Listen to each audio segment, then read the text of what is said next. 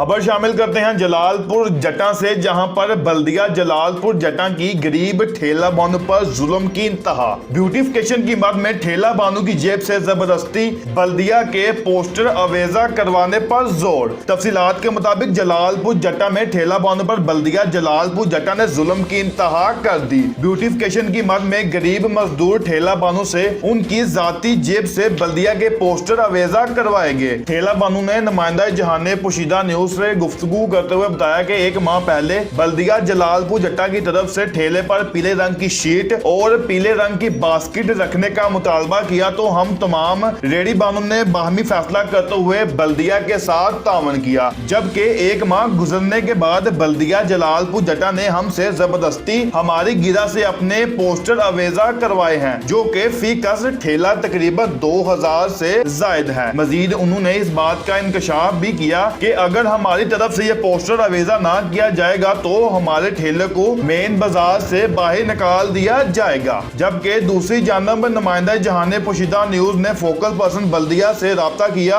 और तफसीलात मांगी, तो उन्होंने भी टाल मटोल करते हुए राब्ता मुनक़ता कर दिया, जिस पर बल्दिया की तरफ से ताहाल कोई ब्रीफिंग ना दी जा सकी।